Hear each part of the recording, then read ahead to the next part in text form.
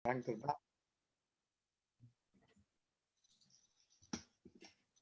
Sudah divaksin Richard atau? Saya sudah sekali divaksin, saya harus tunggu 8 minggu lagi untuk yang 8 minggu.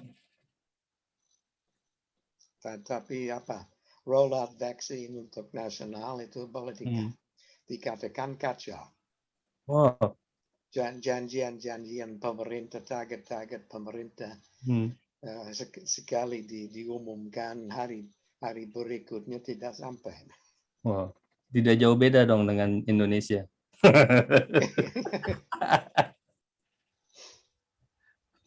Okay, ladies and gentlemen, good afternoon. We're going to start our event for today. Assalamualaikum warahmatullahi wabarakatuh. Salam sejahtera, shalom, om swastiastu, namo buddhaya, salam kebajikan, rahayu, rahayu. Good afternoon to all the participants, honorable guests, ladies and gentlemen. Welcome to the webinar and soft launching Center Study for Australia-National University. Australia-Indonesia relation, past, present, and future. Before we start, please all rise for our national anthem, Indonesia Raya.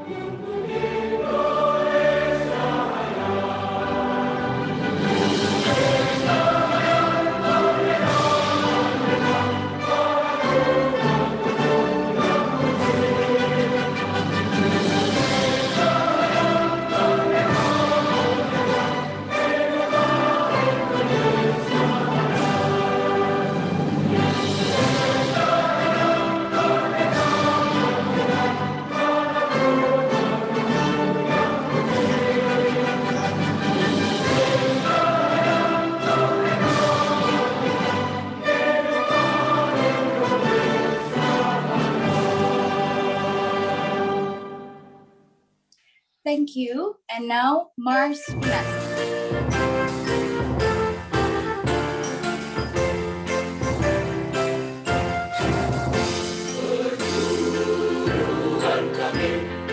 Universitas Nasional yang kami cinta, lahir zaman revolusi, penuh halangan serta rintangan.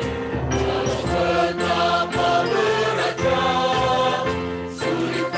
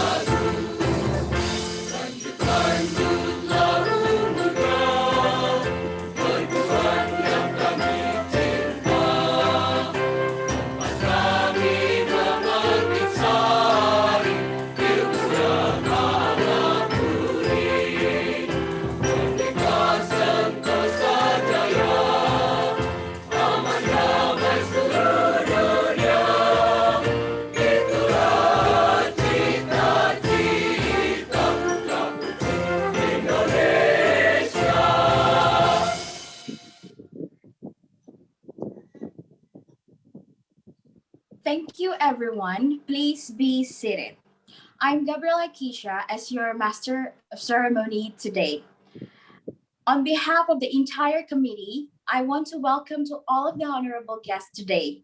On this event that made by Center for Australian Study, National University, we're going to discuss the potential of Australia-Indonesia, which is proven by the harmonizing past relationship, recent relationship, and also conditions that improvement by the future. Before that, let's hear our opening speech from the head of Center for Australian Study. Please welcome Mr. Hari Darmawan, M.Si.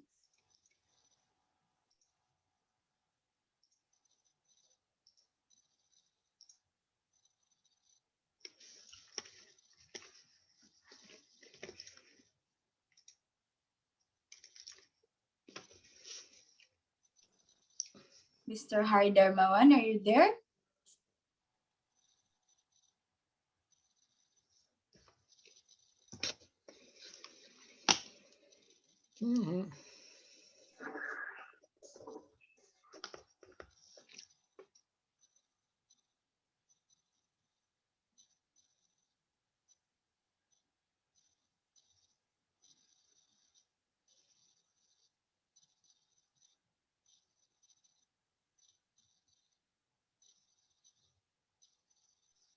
Mr. Hari Darmawan, we welcoming you to opening the speech for today.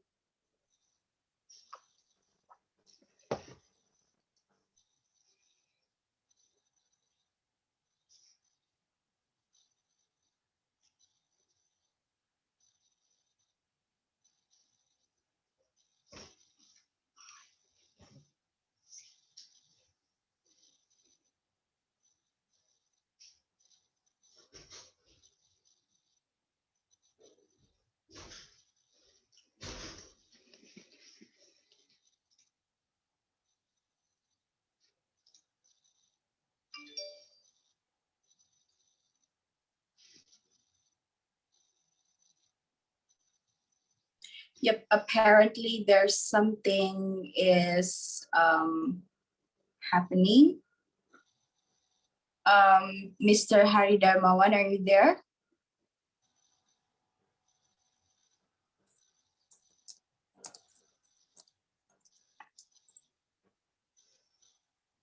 We're still waiting for a sec.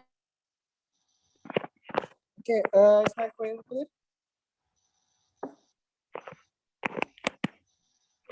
Hello, M.Si, is my foyer clear? Sir, you are. Okay, thank you very much. Assalamualaikum warahmatullahi wabarakatuh. Selamat siang all participants who attend in the link Zoom or on site here. Let me use bahasa for this speech. Saya ingin mengucapkan pertama-tama tentu harapan semoga semua rekan-rekan, kemudian teman-teman, kemudian juga ada di tempat masing-masing supaya selalu sehat dalam keadaan pandemi sekarang ini. Sebagaimana kita tahu, ini adalah keadaan yang sulit, namun kita optimis bahwa keadaan ini akan segera membaik dan terus membaik. Let me first say thank you for Bapak Duta Besar Republik Indonesia untuk Australia dan Indonesia, Bapak Kristiarto Legowo, kemudian juga Mr. Stephen Scott, Deputy Australian Ambassador at Jakarta, and then I want to say thanks for Bapak George Iwan Marantika from Indonesia Australia Business Council.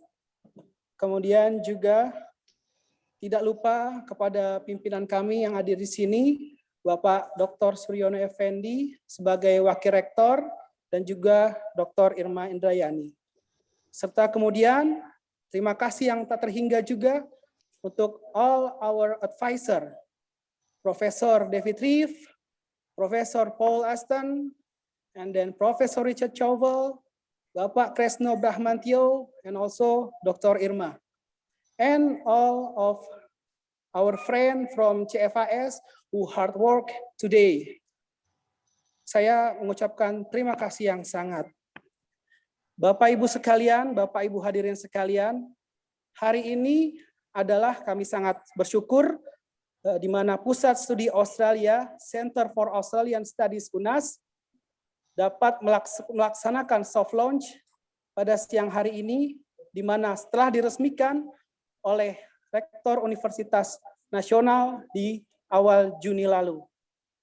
Pusat Studi Australia or Center for Australian Studies UNAS adalah sebuah institusi yang memiliki latar belakang multidisiplin approach dan berkomitmen untuk memajukan atau mengeratkan hubungan antara Australia dan Indonesia, baik sekarang maupun masa depan. Center for Australian Studies UNAS selain melakukan launching pada siang hari ini, juga akan melakukan kegiatan-kegiatan yang bersifat segera, di mana pada bulan Agustus kita akan melakukan lomba pidato antara siswa dan juga mahasiswa, di mana yang berasal dari Indonesia akan menggunakan bahasa Inggris untuk mengemukakan pendapatnya mengenai hubungan Australia-Indonesia, kemudian juga student from abroad, seperti dari Australia itu akan menggunakan bahasa Indonesia untuk mengemukakan pendapatnya mengenai hubungan Australia-Indonesia.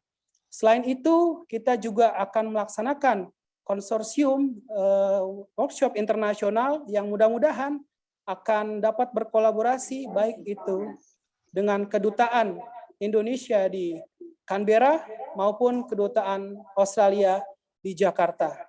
Kemudian kita juga telah berkirim surat kepada pihak kedutaan dan berharap akan bisa menjadi tuan rumah atau host dalam event Australia Update. Itu yang dapat kami sampaikan sebagai sambutan singkat. Sekali lagi, we say thanks for all of participants. We hope that we can join together, collaboration together, sebagaimana our tagline, strange come with collaboration. Mungkin itu aja yang dapat kami sampaikan. Terima kasih dan mohon maaf apabila ada kekurangan. Selamat siang. Wassalamualaikum warahmatullahi wabarakatuh. Waalaikumsalam warahmatullahi wabarakatuh. Thank you, Mr. Hari, for the opening speech. And our next opening speech by our Vice Rector for Academic Student and Alumni, National University. Please welcome Dr. Suryono Effendi, SA, MBA, MM.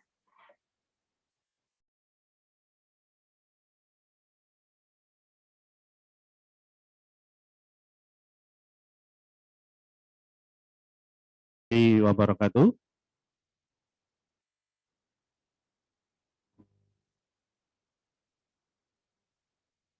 Assalamualaikum warahmatullahi wabarakatuh.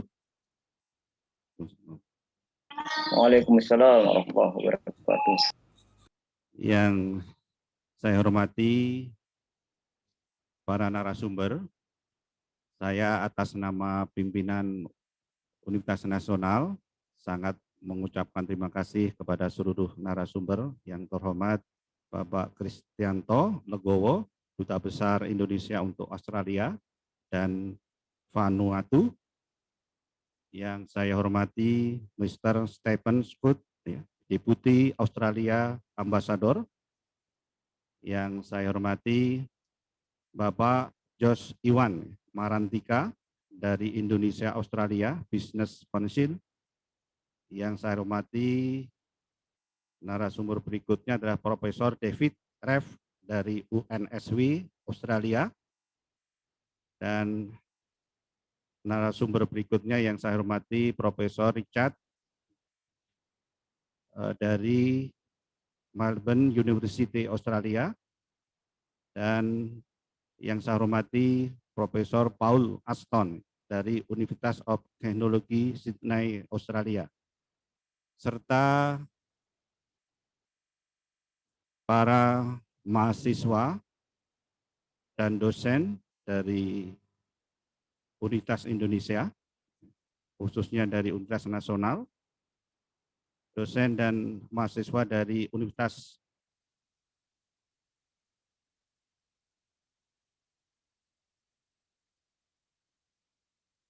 dari institut dan korporasi yang sangat menaruh perhatian di dalam peningkatan hubungan Indonesia-Australia. Saya selaku pimpinan dari Universitas Nasional mengucapkan selamat atas berdirinya Pusat Studi Australia, Universitas Nasional, yang nantinya berharap untuk ke depan bisa meningkatkan kompetensi khususnya bagi mahasiswa dan para dosen kita di Universitas Nasional, dan juga mengucapkan terima kasih kepada stakeholders yang terkait yang mendukung sehingga terwujudnya pendirian Pusat Studi Australia-Indonesia. Nah, kami dari Universitas Nasional mengucapkan terima kasih atas kepercayaan yang diberikan pada kami untuk melakukan pendirian Pusat Studi Australia-Indonesia ini. Nanti kita berharap bahwa berdirinya pusat studi ini tadi sudah dikemukakan oleh Ketua, itu adalah untuk juga meningkatkan ya keterampilan, pengetahuan dan kompetensi yang saat ini terus terang di kita di Universitas Nasional sedang meningkatkan bagaimana meningkatkan soft skill dan hard skill dari lulusan kita, karena di tengah-tengah penerapan kurikulum yang berbasis untuk Merdeka Belajar, jadi MPKM, Merdeka Belajar Kampus Merdeka. Nah, ini salah satunya adalah bagaimana kita membina hubungan baik antara institusi Universitas Nasional dengan institusi yang lain, baik dari corporate ya, maupun dari university maupun dari lembaga pemerintahan dalam rangka untuk meningkatkan skill atau kompetensi dari lulusan Universitas Nasional. Oleh karena itu kami berharap bahwa berdirinya Pusat Studi Australia-Indonesia ini akan sangat membantu dan sangat berperan ya, ke depan dalam meningkatkan kompetensi para mahasiswa dan para lulusan Universitas Nasional. Saya atas nama pimpinan sekali lagi mengucapkan terima kasih kepada pihak-pihak yang sangat mendukung terwujudnya pendirian ini, dan mudah-mudahan ke depan kita bisa jalin kerjasama yang lebih baik. Sekian, terima kasih. Assalamualaikum warahmatullahi wabarakatuh. Waalaikumsalam warahmatullahi wabarakatuh. Thank you, Dr. Suryono Effendi, for the opening speech. And now we're going to hear our next opening speech by Deputy Australian Ambassador to Indonesia in Jakarta. Please, everyone, welcome Mr. Stephen Scott. Terima kasih. Selamat siang, Bapak dan Ibu-ibu. Dan mohon maaf saya memberi pidato dalam bahasa Inggris ya. Firstly, I'd like to acknowledge Dr. Suryono Effendi from Universitas Nasional and Harry Darmawan, who's the head of the Centre for Australian Studies. Also to Pak Kristiarto Legowo, Indonesia's ambassador to Australia, and Pak George Marantika, who's the president of the Indonesia-Australia Business Council. Also to our distinguished academics on the reference group from University of Technology Sydney, University of New South Wales and Melbourne University. Thank you also. Can I also acknowledge the many academics and experts that we have here today from Australia and Indonesia who will be participating in the discussion later on. And on the behalf of the Australian government, I'd like to congratulate Universitas Nasional on the establishment of the new Centre for Australian Studies. The Australian government has long supported the establishment of academic centres of excellence across the Australian university sector, which focus on the world we live in and on our region. Likewise, we're also thrilled to support the opening of the Centre for Australian Studies here at UNAS. I'd just like to talk a little bit about our history of the Australia-Indonesia relationship, where it's at in the present right now, and also what we hope for the future. I'm told that much of today's discussion will focus on the relationship between Australia and Indonesia that we've developed over time, exploring our past, present and future. Australia and Indonesia's shared history predates both of our nations. The Bugis traders from Makassar shared historical links with the Yolngu people of northeast Arnhem Land dating back more than 400 years. And this year, Australia and Indonesia will celebrate 72 years of diplomatic relations. But Australia's support for the establishment of the Republic of Indonesia came well before formal recognition of Indonesia's sovereignty. Australia was Indonesia's strongest supporter during its struggle for independence. Following Indonesia's declaration of independence, Australia lobbied on behalf of Indonesia in the newly created United Nations Security Council. Australia was later chosen by Indonesia as its formal representative in the UN, in the UN negotiations that ultimately led to independence. There was also strong community support for our neighbours' struggle in Australia. These aspects of our shared history are actually relatively unknown to Australians and Indonesians alike. Through the work of prestigious institutions like UNAS and the various Australian universities we have represented here today, we are able to revisit those stories and inform future generations and hopefully get these stories out to a lot more people. Today, Australia and Indonesia, our relationship has never been stronger. When our leaders elevated the relationship to a strategic partnership in 2018, it was a new chapter that had marked an already strong and vibrant relationship. What we now call a comprehensive strategic partnership has allowed our countries to further enhance our economic and development partnership, to better connect our institutions, to work together to secure our shared interests in the region, to increase our maritime cooperation, and to contribute to security and prosperity in the Indo-Pacific, which is our neighbourhood. This partnership is further boosted by the IABC, our comprehensive agenda for deepening the trade relationship, and which is enjoying its first birthday today.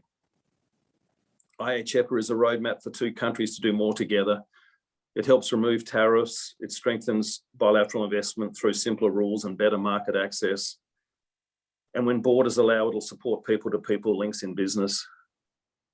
I think it's also important when I speak today to just reflect on what we're all going through with the COVID-19 pandemic. It's obviously taken a troubling turn in recent weeks in Indonesia with the emergence of the Delta variant and the rapid rise in cases. Australia stands together with Indonesia at this time. We've already provided in excess of $100 million in bilateral emergency health assistance, on top of more than $500 million in regional assistance. And we're looking at what further options we might be able to provide in the way of emergency support right now.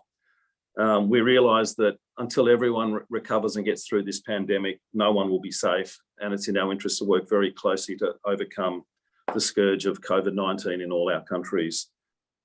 Just briefly looking to the future, we have already achieved so much through the elevation of our relationship, and the flow-on effects continue. But as you know, our relationship goes beyond government-to-government cooperation. The work of our research and educational institutions is fundamental to the Indonesia relationship, and it has been for many decades. Our universities connect our people, help us explore new ways of thinking, and provide a safe space for debate and discussion around our future. It is through the Centre for Australian Studies that I hope to see much of this work looking at our shared future and our shared challenges that we can explore together. I also look forward to reading the research papers and academic articles that the Centre for Australian Studies will soon be sharing about these aspects of our relationship, as well as joining future dialogues and events that explore Australia and its relationship with Indonesia, our past, present and our future. So on that note, terima kasih dan semoga sukses. Thank you. Thank you so much, Mr. Stephen Scott, for the opening speech. And now we are going to hear the next opening speech by the Ambassador Indonesia for Australia in Canberra. Please, everyone, welcome His Excellency Johannes Kristiarto Suryo Legowo.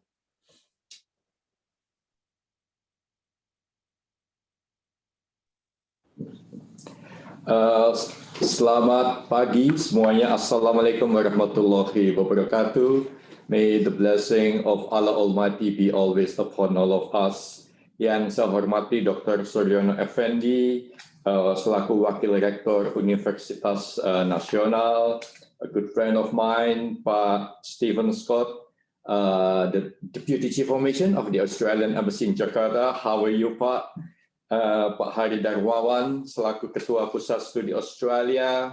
I would like to recognize also a good friend of mine, the President of the Indonesian Australia Business Council, Pak Iwan Marantika. I would like to recognize also the presence of Professor Richard Schoffel, Professor Paul Ashton, and also Professor David Reeve. And I would like to acknowledge also all the participants of the event of soft launching the Center for Australian Studies in the University of Universitas Nasional of Indonesia. Well, first of all, allow me to address my fellow Indonesian in Bahasa Indonesia, because since the very beginning, I understand 99% of the participants are my fellow Indonesian, and I believe all of my Australian friends participating in this event, they are all eloquent in their bahasa Indonesia. Ibu dan Bapak sekalian, puji dan syukur tentunya kita panjatkan kepada Allah Subhanahu wa Ta'ala, Tuhan yang Maha Kuasa, karena berkat rahmat-Nya pada siang hari ini, sore hari ini waktu Canberra, siang hari waktu Indonesia, kita masih diberikan kesehatan sehingga kita semuanya dapat mengikuti acara soft launching dari The Center for Australian Studies in Universitas Nasional. Selaku pihak yang ikut diberikan amanah oleh negara untuk dapat mengelola hubungan Indonesia dan Australia, saya sangat menyambut baik sekali didirikannya Pusat Studi Australia di Universitas Nasional. Sebagaimana kita ketahui, Pusat Studi Indonesia senantiasa terdapat hampir di setiap universitas yang terkemuka di Australia ini. Ada di Australia-National University, Monash University, di University of Western Australia, di Melbourne University, di Sydney University, hampir di semua universitas yang terkemuka di Australia ini selalu ada studi mengenai Indonesia. Dan menurut saya hal ini sangat logis sekali. Karena Indonesia dan Australia adalah karena Australia senantiasa punya arti yang sangat strategis bagi Indonesia, dan juga Indonesia punya arti yang sangat strategis bagi Australia. Australia secara geografis sangat berdekatan dengan Indonesia. Oleh karena itu, saya kira kita tidak mempunyai pilihan lain selain menjalin hubungan yang baik antara Indonesia dan Australia. Indonesia harus menjadi aset bagi Australia, dan sebaliknya Australia juga harus menjadi aset bagi Indonesia. Satu hal yang tidak kita inginkan jika kita menjadi liability bagi satu sama lainnya. Dan kita sangat beruntung karena para pemimpin negara kita sangat menyadari hal ini, dan tadi sudah disampaikan juga oleh Pak Scott bahwa para pemimpin kita sudah bahkan meningkatkan level hubungan bilateral kita dari yang semula sifatnya comprehensive partnership menjadi comprehensive strategic partnership. Dan ini dilakukan pada bulan Agustus tahun 2018. Pada waktu itu Perdana Menteri Australia, Pak Scott Morrison, berkunjung ke Indonesia kurang dari 1 minggu setelah beliau terpilih menjadi Perdana Menteri Australia. Dan tidak hanya itu saja, pada tanggal 5 Juli tahun 2020, ketika kita dilanda pandemik, kita masih mampu melihat the entry into force of the Indonesia-Australia Comprehensive Economic Partnership Agreement. Saya kira capaian ini bukan merupakan sesuatu yang kita capai dalam semalam, tidak. Ini merupakan hasil kerja keras dari semua pemangku kepentingan. Dan ini bukan sesuatu yang, this is not something that we can take it for granted. Oleh karena itu merupakan upaya kita bersama untuk dapat senantiasa memeliharanya dan senantiasa memperkuatnya. Salah satu elemen yang disebut dalam Comprehensive Strategic Partnership yang tadi sudah disinggung oleh Pak Scott juga adalah connecting people. Itu ada di pilar kedua dari Comprehensive Strategic Partnership kita. Bahwa hubungan antara Indonesia dan Australia tidak hanya ditentukan pada tataran pemerintahan ke pemerintahan, G2G. Tapi saya kira P2P telah ditetapkan juga menjadi salah satu pilar dalam Comprehensive Strategic Partnership antara Indonesia dan Australia. Dan salah satu syarat agar kita mampu memajukan hubungan antara masyarakat kedua negara adalah meningkatkan saling pengertian di antara kedua masyarakat kita. Oleh karena itu senantiasa menjadi kepentingan kita bersama. Sekali lagi menjadi kepentingan kita bersama untuk dapat meningkatkan literasi di kalangan masyarakat Indonesia, literasi mengenai Australia, literasi mengenai pentingnya hubungan antara Indonesia dan Australia, dan sebaliknya juga meningkatkan literasi di kalangan masyarakat Australia tentang Indonesia dan juga tentang pentingnya hubungan antara Indonesia dan Australia. Oleh karena itulah Kedutaan Besar Republik Indonesia di Australia senantiasa menyambut baik berbagai macam pusat studi yang didirikan di berbagai universitas yang ternama di Australia sebagaimana yang saya telah sebutkan tadi. Dan untuk mereciprocate inisiatif-inisiatif yang telah dilakukan oleh berbagai universitas di Australia pada sejak tahun 2019 dengan dukungan juga dari Kedutaan Besar Australia di Jakarta, KBRI Canberra telah menginisiasi penyelenggaraan Australia Update sebagaimana yang telah dilakukan oleh National University di Canberra setiap tahunnya. Pada tahun 2019 kita bekerja sama dengan Universitas Gadjah Mada, pada tahun 2020 kita bekerja sama dengan Universitas Hasanuddin, dan pada tahun 2021 ini kita sangat terbuka jika nantinya kita dapat menyelenggarakan Australia Update ini dengan Universitas Nasional. Dan saya ingin katakan dan saya ingin tekankan bahwa yang menjadi karakter dari Australia Update yang diinisiasi oleh Kedutaan Besar Republik Indonesia di Canberra dengan menggandeng kerjasama universitas yang ada di Indonesia adalah menebarkan positivity. Sekali lagi saya katakan, menebarkan dan menyebarkan positivity mengenai Australia dan juga positivity mengenai hubungan bilateral antara Indonesia dan Australia. Mudah-mudahan dengan demikian hal ini dapat meningkatkan literasi masyarakat Indonesia terkait pentingnya Australia bagi Indonesia, dan dengan demikian kita juga bisa memahami pentingnya hubungan bilateral yang perlu dijalin oleh Indonesia dan Australia. Australia, sebagaimana kita ketahui, senantiasa memberikan dukungan bagi Indonesia ketika kita menghadapi berbagai macam kesulitan. Kita tidak pernah lupa apa yang dilakukan Australia ketika Aceh dilanda tsunami. Kita tidak pernah lupa juga dukungan yang sekarang dilakukan oleh Australia ketika kita sedang menghadapi pandemi COVID-19. Tapi di sisi yang lain juga Indonesia senantiasa juga memberikan bantuan dukungan kepada Australia, khususnya ketika Australia dilanda bushfire pada tahun 2009 dan juga ketika bushfire melanda Australia di tahun 2019 hingga awal 2020. Pak Jokowi dalam pidato beliau pada saat beliau berkunjung ke Australia pada bulan Februari tahun 2020 beliau secara spesifik menyampaikan bahwa friends in need is friends indeed. Dan saya kira itulah yang nantiasa akan menjadi nature dari hubungan antara Indonesia dan Australia.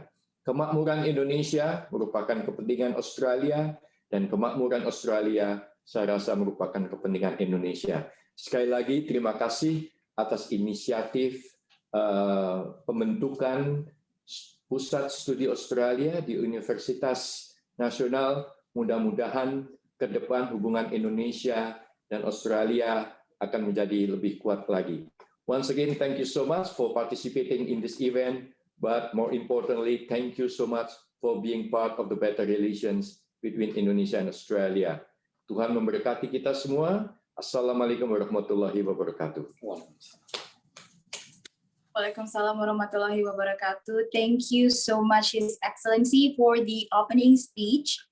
And now we're going to hear the last opening speech by National Presidents of IABC, or known as Indonesia-Australia Business Council. Please welcome Mr. George Iwan Marantika. Terima kasih Ibu Gabriela Kezia sebagai MC. Thank you everyone. It's a great honor to be able to come after the distinguished ambassador of the Republic of Indonesia in Canberra, my good friend from my old town, where ambassador is from, and that is Yogyakarta. Ambassador, Your Excellency, Bapak Kristiarto Legowo. Thank you, sir. It is also an honor, and I'd like to recognize, obviously, to be here with the head of the Center for Australian Studies, Bapak Dr. Hari Darmawan. And also I would like to recognize the Vice Rector of Universitas Nasional, Bapak Dr. Suryono Effendi. Friends, thank you for the opportunity to be here with you all.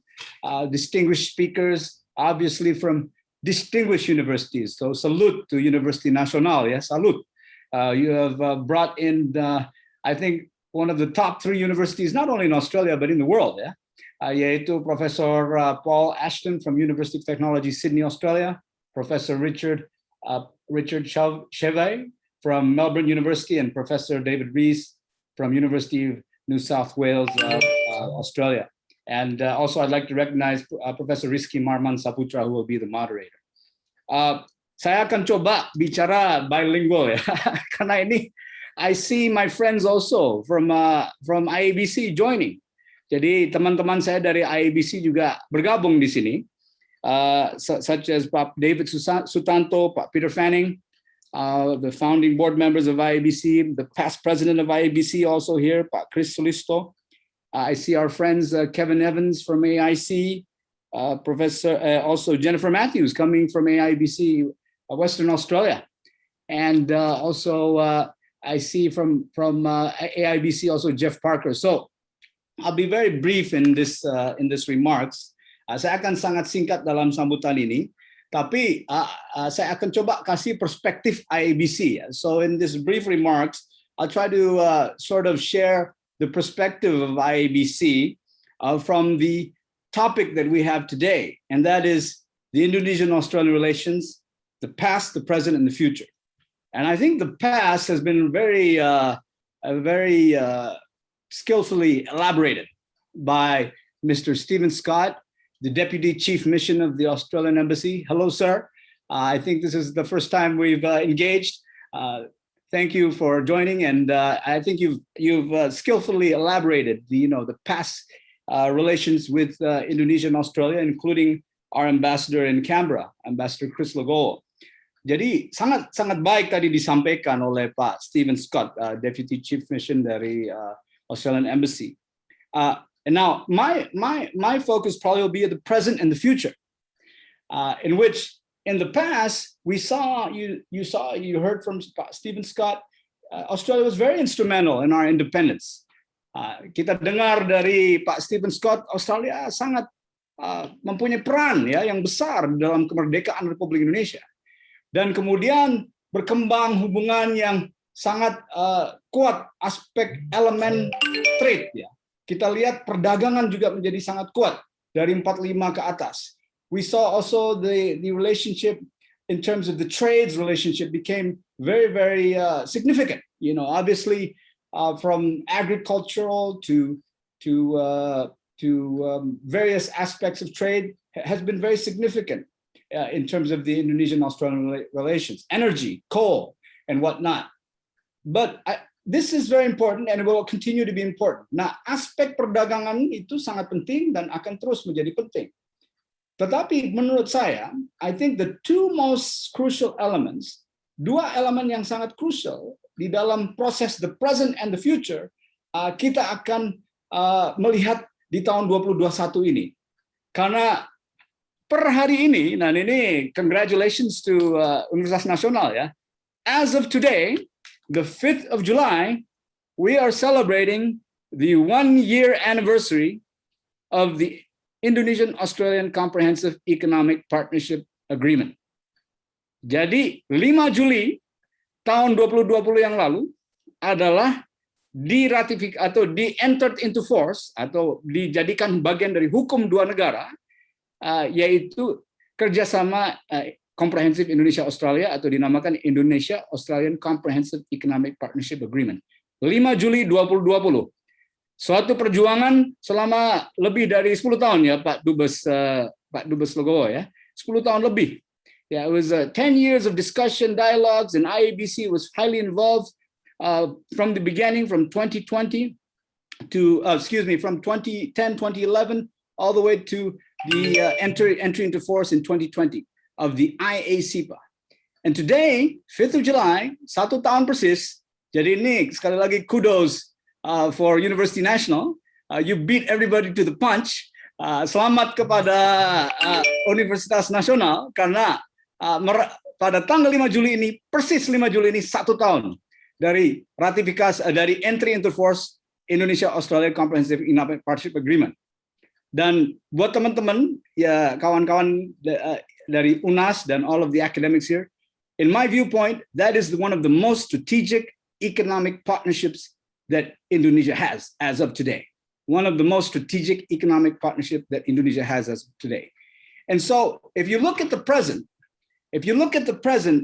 that is the big, you might say, elephant in the room, the IACPA implementation. The implementasi dari kerjasama ekonomi Indonesia-Australia adalah item terbesar dari hubungan Indonesia-Australia saat ini. Dan itu tantangan kita semua bersama. And that is a challenge for all of the stakeholders.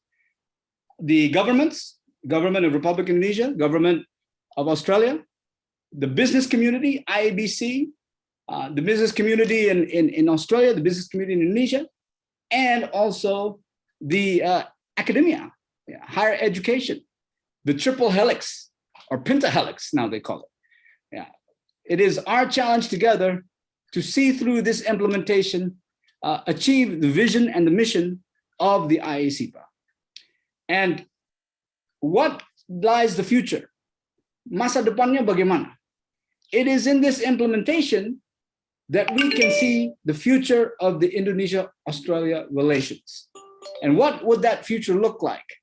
Within the IACPA, we still have all of the main elements that are very strong in terms of the current relationship, trade.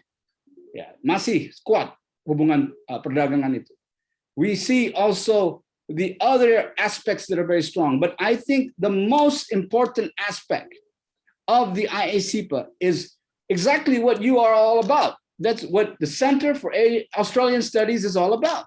And that is the convergence of people-to-people relations. And that convergence in terms of a business economic aspect, I call it together. The future of Indonesia and Australia is welcome to the new economy. Jadi bersama-sama kita menyambut ekonomi baru.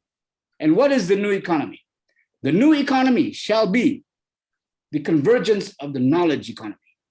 Jadi tadi pertama sudah disampaikan oleh Bapak Duta Besar kita di Canberra bahwa hubungan pendidikan perguruan tinggi dengan Indonesia Australia sangat-sangat kuat. Sangat kuat, terkuat buat Indonesia sebenarnya. Di antara semua negara-negara di dunia, paling kuat hubungan pendidikan dan pendidikan tinggi adalah Australia, kalau dilihat dari kerjasama yang ada. Tetapi bagaimana dari hubungan pendidikan tinggi menjadi hubungan knowledge economy, sehingga mempunyai peranan aktual ke dalam ekonomi, real economy. And so how we converge this knowledge economy together, obviously driven by the convergence of the digital economy. That's the new economy. And the third, the convergence of the knowledge economy between Indonesia and Australia, the convergence of the digital economy. And the third, and this is COVID impact, the convergence of the health-oriented economy. Economies that prioritize on health. Health becomes preeminent. Kesehatan menjadi sekarang yang utama. Dan bagaimana kita bisa converge, menciptakan usaha-usaha baru yang berorientasi dengan faktor kesehatan sebagai yang utama. Inilah 3 mungkin priority atau future yang kita bisa lihat dari IACPA implementation. So 2 aspects that I'm focusing on in these remarks, and that is the present and the future. The present is IACPA implementation. The challenge is, can we make it happen? And the answer is, yes, we can make it happen.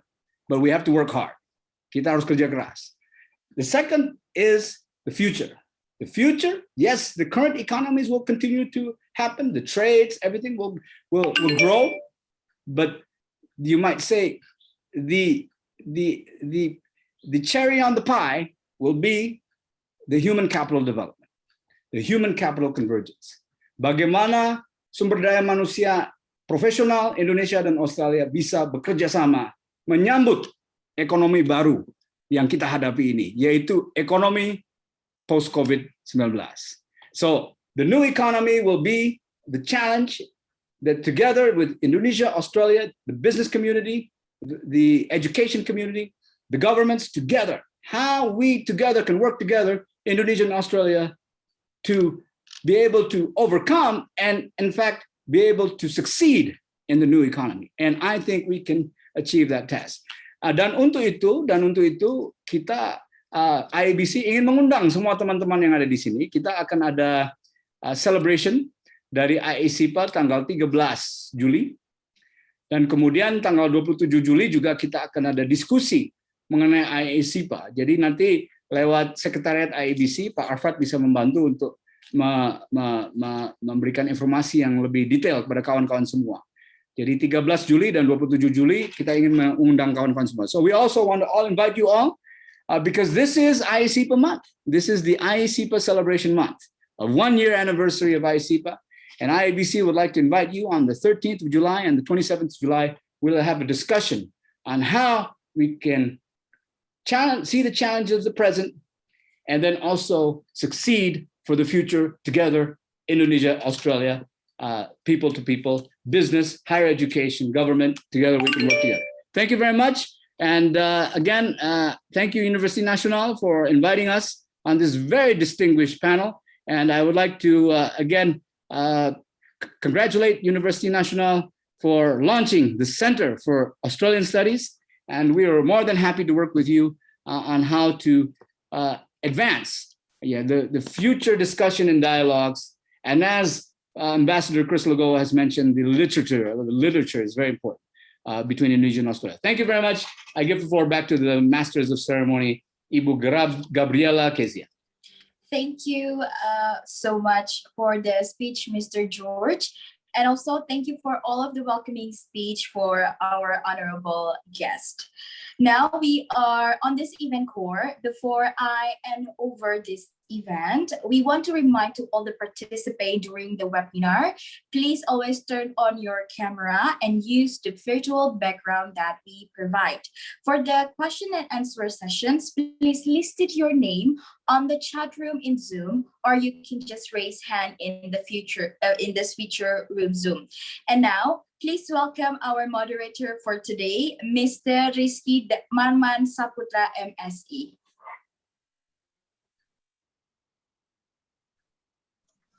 Hello, thank you, Kezia.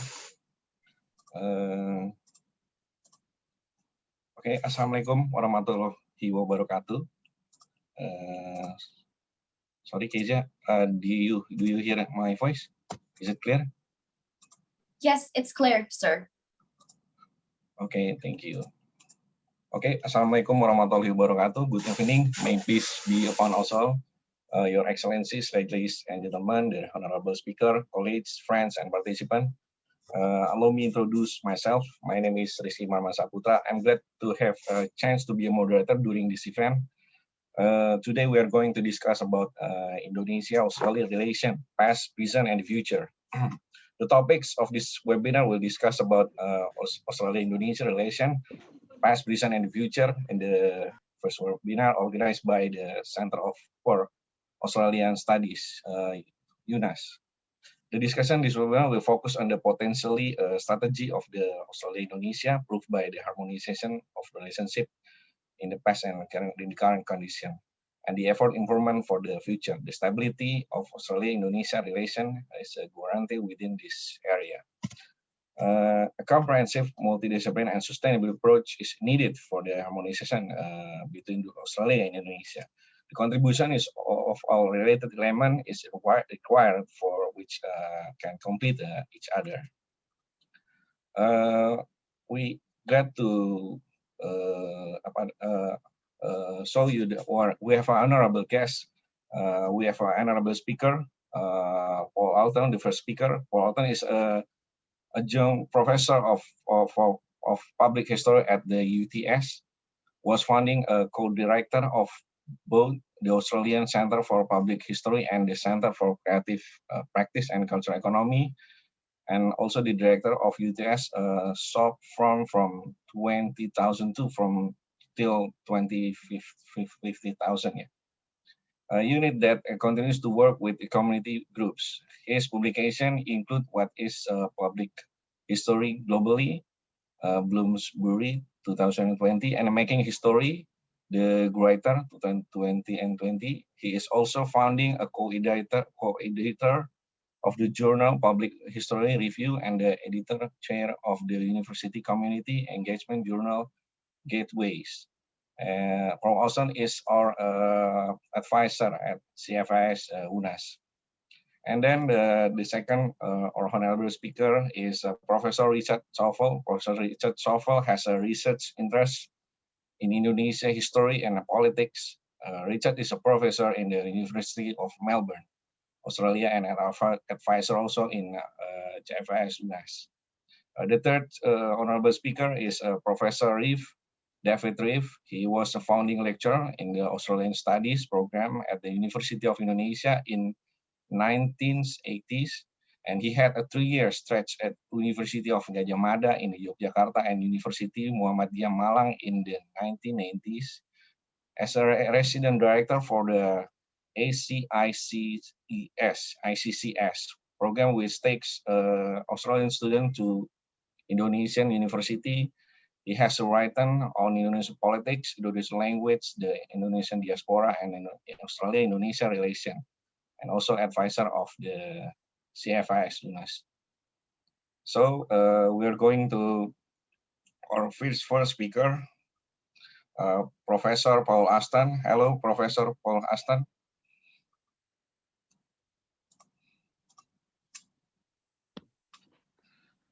Hello, thank you very much. How are you? Very well, thank you very much. Happy to having you here. Yeah. My pleasure. Paul Ashton, I give the floor to you. Thank you. Thank you very much. I'd just like to acknowledge all of the people who are formally here. Professor Sinango, His Excellency Legowo, Mr. Marantika, Stephen Scott, Professor Reeve, Professor Chevelle, Mr. Darmawan, and our moderator. It's an honour to be asked to be an advisor for the Centre for Australian Studies. While I work in Australian history, I'm primarily a public historian, and I'm hoping to contribute to the Centre through public history. It was great to hear Stephen talking about the past, because public history is very much about using the past in the present and engaging with publics and engaging with communities. And I thought I'd just talk a little bit about public history. So what is public history today? Definitions of public history have evolved over the past 4 to 5 decades. Some choose to represent it narrowly, often to the exclusion of people without formal academic training in history. Others, pardon me, say that it is an impossible term that is too broad and elastic. It can be stretched over almost anything. But a more expansive and generous characterisation sees public history as a process by which the past is constructed into history and a practice which has the capacity for involving people as well as nations and communities in the creation of their own histories. Discussion of the process is an integral part of the practice of public history in this definition. So we need to talk about what we're looking at the past, how we're looking at it, who's looking at it, and why. But however defined, two things are clear. Public history is a complex, nuanced, non-traditional field that is multi and cross-disciplinary, and it is rapidly emerging around the world. It's perhaps, I'd say, the fastest growing field of history today. Publishers are going mad with public history at the moment. Undoubtedly, debates about the nature of public history will continue into the future, though some have questioned the utility of constantly debating it. These will be shaped by specificities in particular countries and cultures, but public history has come of age.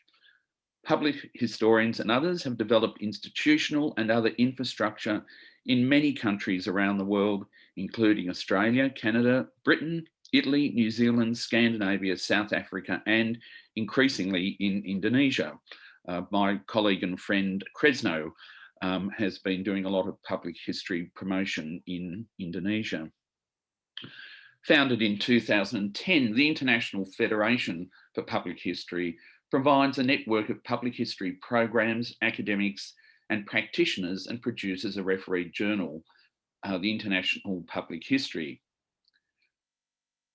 Academic and other publishers have also embraced the field, as have cultural institutions of all modes and sizes, including museums, libraries, archives, and national parks. Public history is a really good way, again, as Stephen pointed out, to get conversations going and get people talking about issues and the importance of the past in the present. American public historian Patricia Mooney Melvin noted over 20 years ago that for many professional historians, the definition of historian is treated as a fixed category, unrelated to time and place. The only time and place of importance in the defining process, at least as far as the professional historical community is concerned, is that of the period when the professionalisers construct of historians emerge and took root. She was concerned with the dynamic tensions between the past, the present, and the future, and of the opportunities as well as the constraints in the culture inherent in those tensions for professional historians, both inside and outside the academy. I've worked in the academy in Australia for over 25 years, and I've also been a freelance historian for 15 and have worked with communities and with other institutions and organisations for most of my career. More recently, Australian historian Marnie Hughes Warrington has noted that there is no history apart from historical practices, nor is there any logical, universal, or unchanging reason to talk of one practice as more historical than another. Our views on what history is are themselves historical and are subject to re-evaluation and change. While public history has come of age, it has done so at a time of great uncertainty in a world that changes constantly. COVID's hit everyone, and it's made incredible impacts on universities across the world, as we all know. Old binaries of producer-consumer of history and of professional and amateur have blurred in a post-colonial digital world. Historical authority, which was monopolised by academics in the mid-20th century, has been more democratised, though democratisation itself is an unstable process. Neoliberal managerialism also continues to undermine the role and practice of history in most of its manifestations in many countries, including Australia, and this is particularly in universities in our country.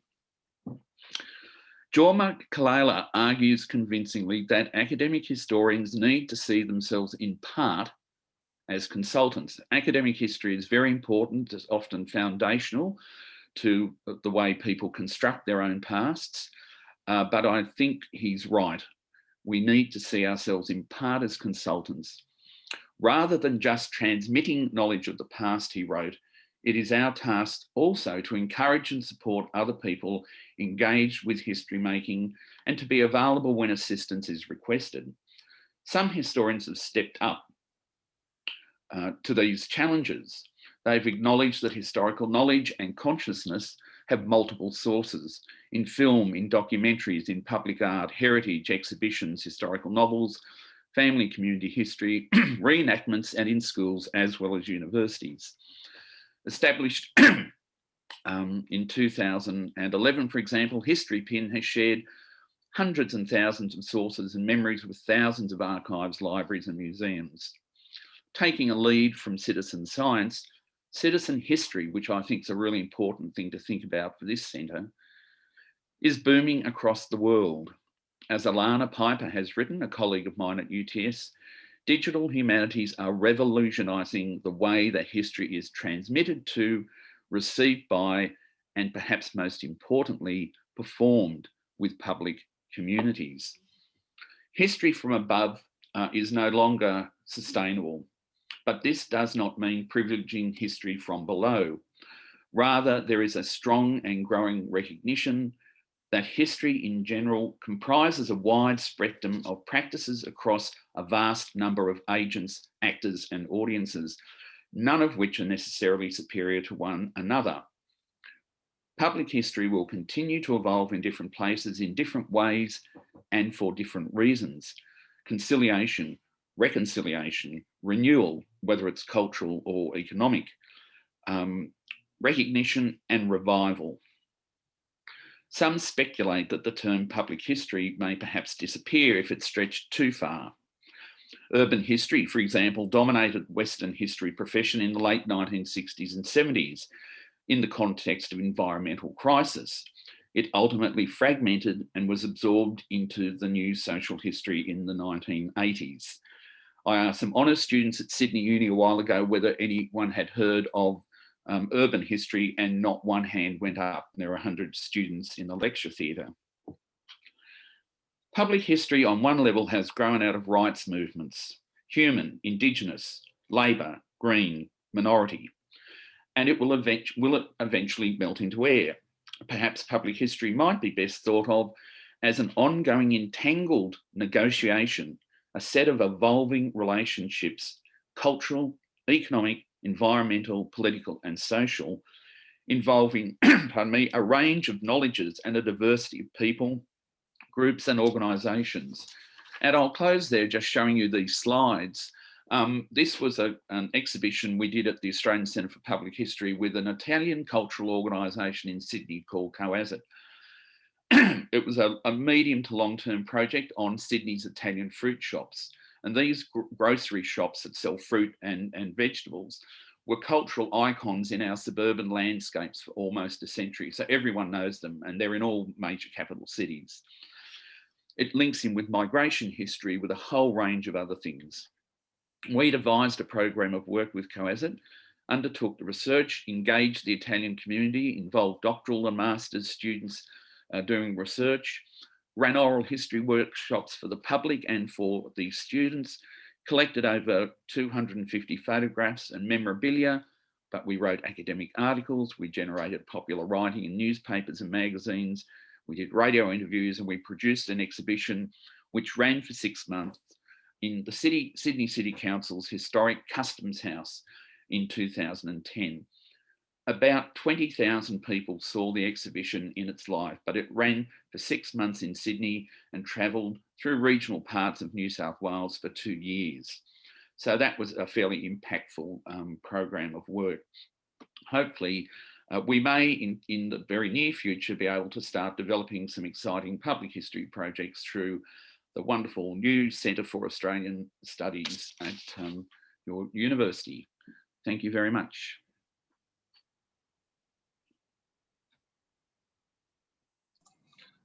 Thank you, Prof. Paul Ashton. And then we continue with Professor David Reeve. David Reeve, are you there? Hi, can you hear me? Yeah, of course. Hi, David Reeve, how are you? Fine, thank you. Oh, good. Thank you. Have you got my PPT? Not already, yeah.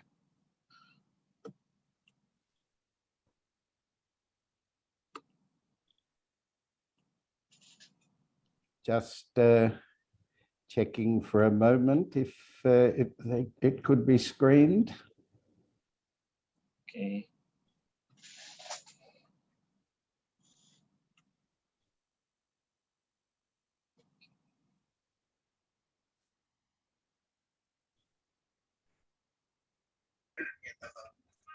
Well, yeah. Thank you very much. I hope someone will move the slides one by one. Welcome from lockdown in Sydney. Congratulations, particularly to Unnas and particularly to Krishna and Harry Darmawan. And thank you very much to the embassies involved. It seems like the start of a terrific cooperation. So my name is David Reeve from the University of New South Wales, and I arrived in Indonesia almost exactly 52 years ago at a time of very good relations between Australia and Indonesia. And the Australian-Indonesian relations are good now, but though they've been good 52 years ago and 52 years later, they're not always good. And I thought I'd like to mention some of the times there have been ups and downs, because the good times in Indonesia-Australian relations don't happen by chance. They have to be worked at, a great deal of work by concerned bodies on both sides to make the relations good, but they do go up and down, and there have been quite a lot of differences of opinion over the 76 years since Indonesia's independence. So we need to look forward to the troubled times and be ready to handle them, so that the relationship can be deepened and strengthened, but also that troubles can be handled wisely and without damaging lower levels of the relationship. Could I see the next slide? Oh, yes. So I'm David Reeve from Australia. In English, the word is Australia. In Indonesian, it's Australia or atau Australia. In Javanese, I understand it's Asutralia.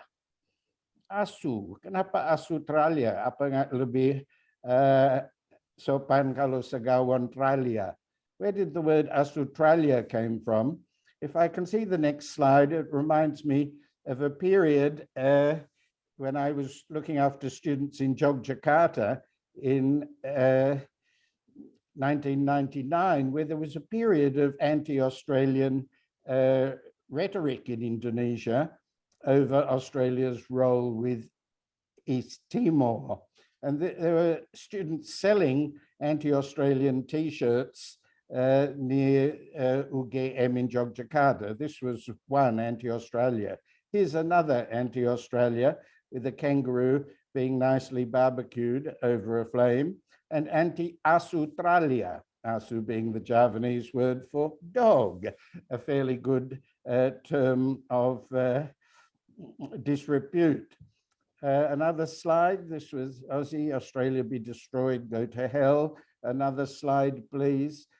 He was a cartoon at the time, an Indonesian cartoon, showing Australia apparently, go back a bit, Australia apparently bearing peace, but looking very big and threatening.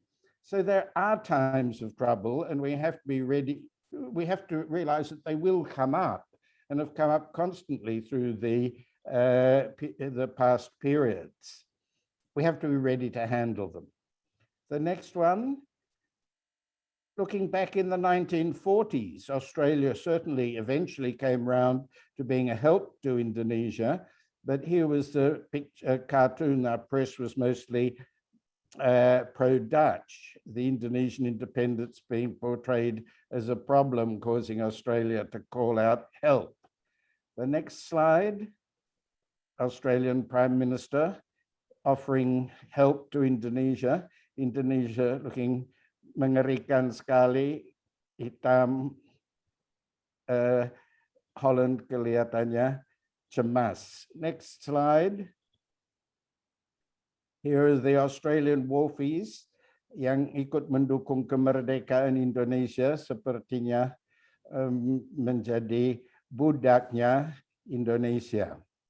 In the 50s, Australia and Indonesia relations were more distant. In the next slide, Indonesia, having had independence, wants Papua. It's being told, can't you be satisfied? Kok tidak pernah puas? Next. Australia mabuk dengan kemerdekaan, ingin dekat dengan Papua. Satu lagi, Australian worries about the growth of the PKI in Indonesia. The next slide, please. Here's a nice Indonesian novel about the Australian-Indonesian relationship, which most people don't know. Idris's novel, published in the 1970s. In this fairy tale, Australia is a small, beautiful princess. It's beautiful, but so small that no one wants to marry her. They look for a husband for her. Next slide, please. But she's fallen in love with an Indonesian, Raden Sukmoro.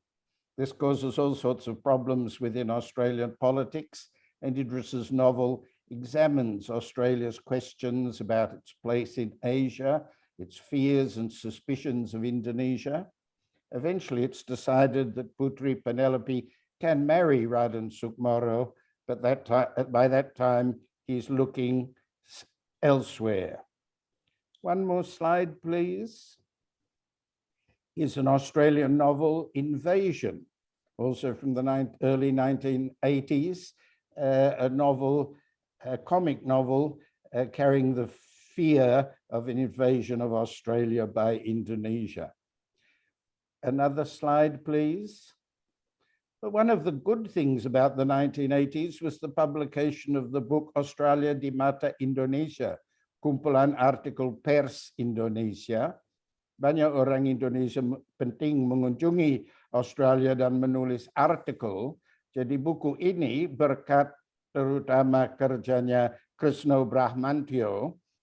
Buku ini diterbitkan tahun 1989.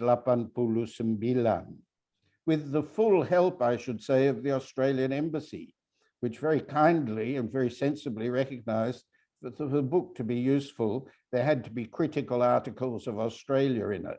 So this was not propaganda, but a good collection of articles and attitudes, critical and praising of Australia.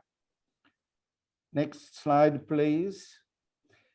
In this book, there were several cartoons from M.Si, Indonesian cartoons, showing the kangaroo looking at the great Garuda, looking rather worried and anxious.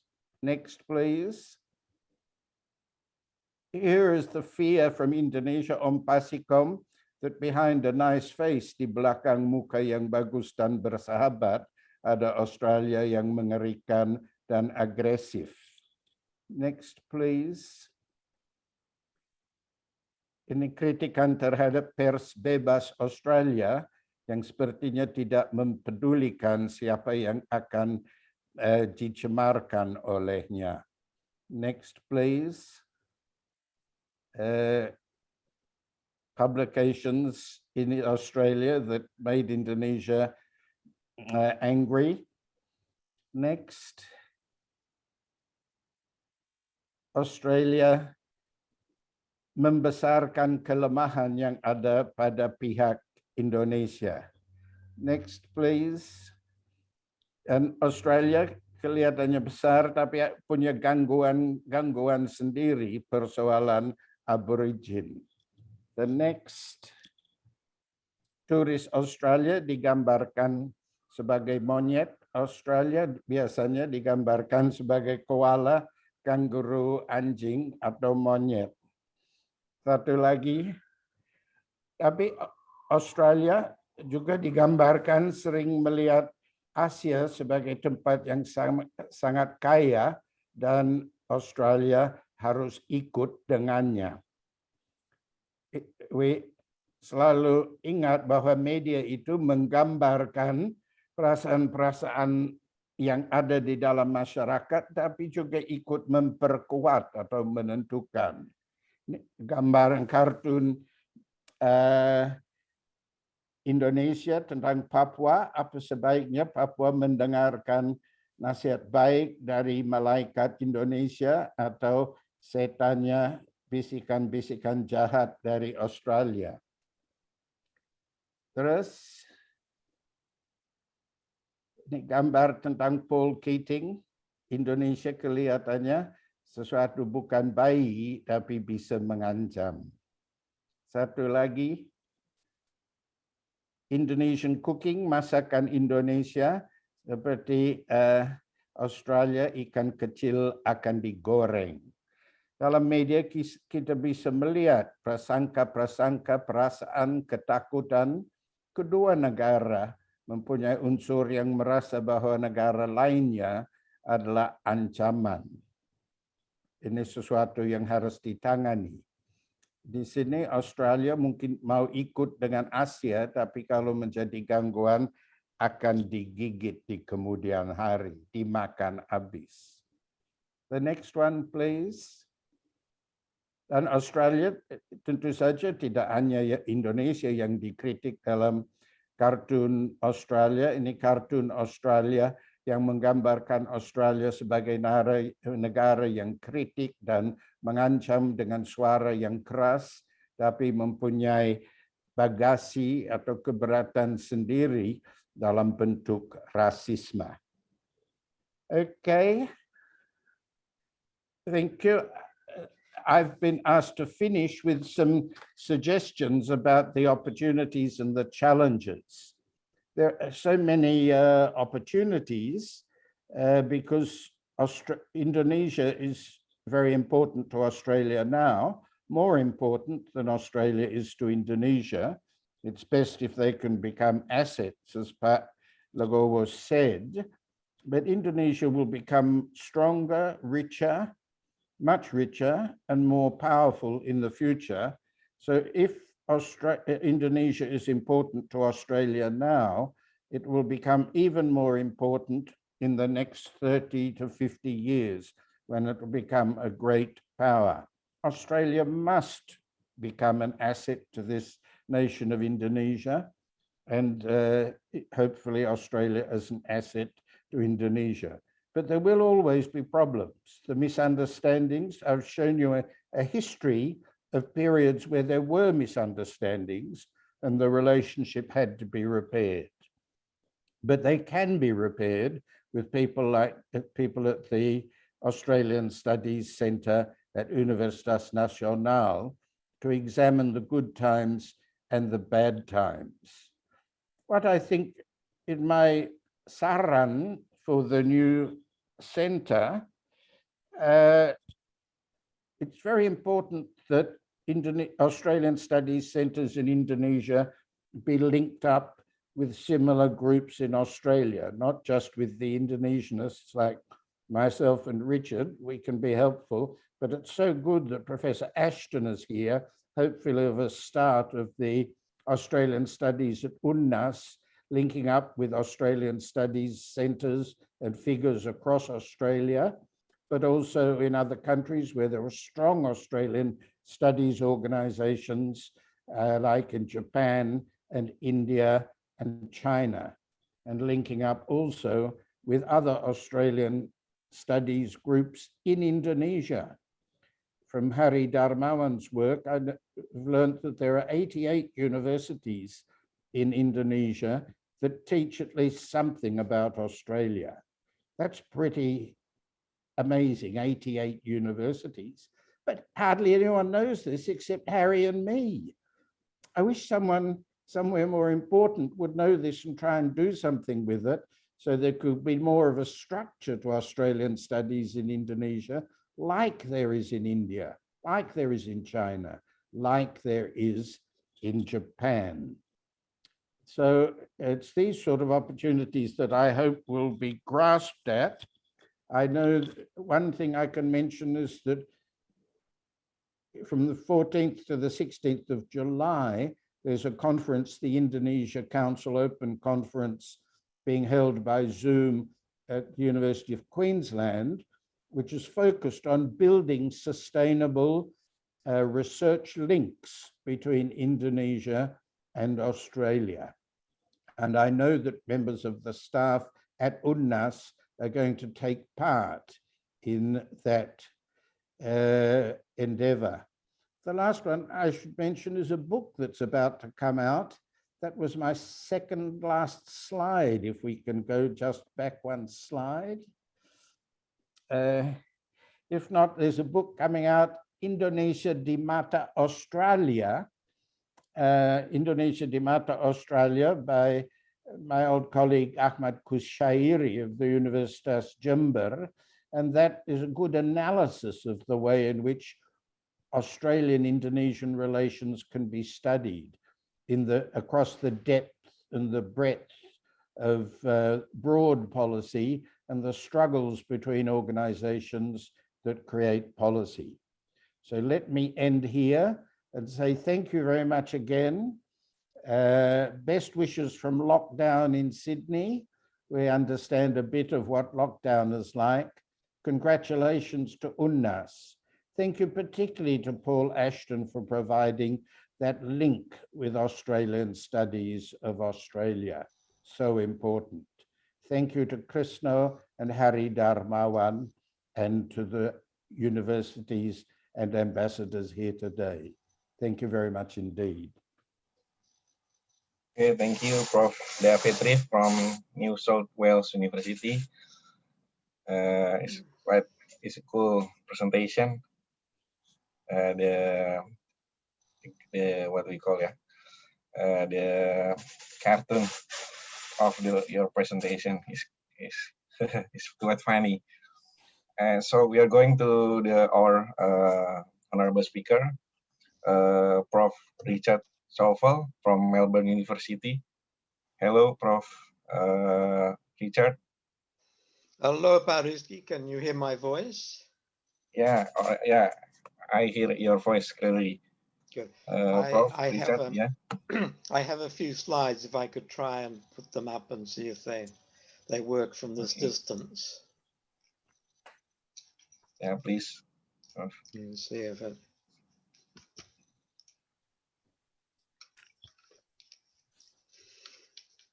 So to start off, I'd like to express my thanks to Universitas Nasional for the opportunity to speak at this soft opening of the new Australian Studies Centre. I think it's a great initiative, and I think a very timely one to think about the role that universities and university studies can play in the particularly the people-to-people relationships between Indonesia and Australia. I think as Pat David's presentation reminded us, there's always a role for academics both in Australia and Indonesia to analyze the government-to-government relationship. but I think that there is a really important role in how universities can foster, obviously, student-to-student relationships, but more broadly, people-to-people relationships. And I see that that is the principal the principal contribution that the Australian Studies Centres at Indonesian universities can play. David has already drawn our attention and reminded us of that earlier 1989 publication in Indonesia, Australia di Mata Indonesia, and here is one of M.Si's cartoons posing the question, orang Barat dari Selatan atau orang Selatan dari Barat, and whether that question is still pertinent today. But I'd like to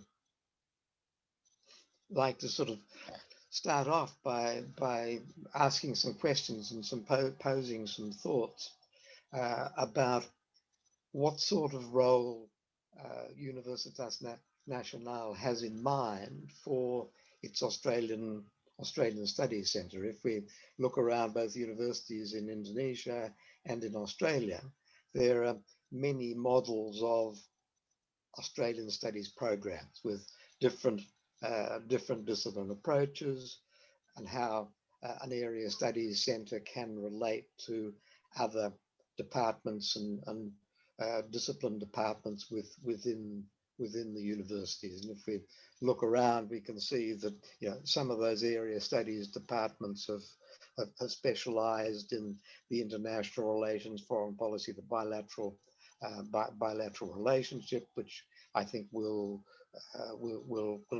always remain important. But David's discussion has highlighted the turbulence, the pasang surut in the bilateral relationship since the days in the years after the proclamation of independence, when the then Australian government was very supportive of Indonesia's struggle for independence by taking the issue with India to the Security Council, and later became a member of the United Nations Commission for Indonesia. So that history is, as David's cartoons illustrated, have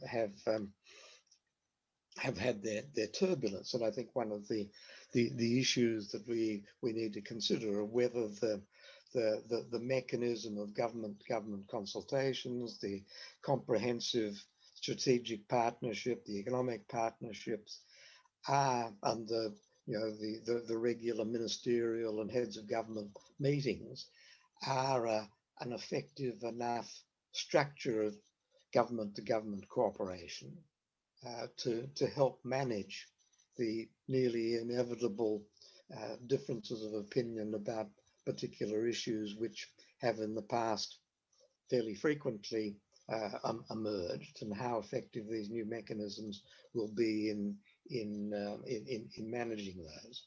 And I think the range of possible disciplinary focus is much longer than, or much longer list than I've got here. So I think it depends a little bit on how Universitas Nasional sees the relationship between the Australian Studies Centre and its disciplinary departments, and how the Australian Studies Centre and the disciplinary departments can mutually enhance and support each other in the development and in studies about Australia. I think that we've already had some discussion about the importance of the economic, trade and investment relationships. As we all know, both Australia and Indonesia are members of the G20, but relatively speaking, for two such large economies, the trade and economic relationships are relatively modest.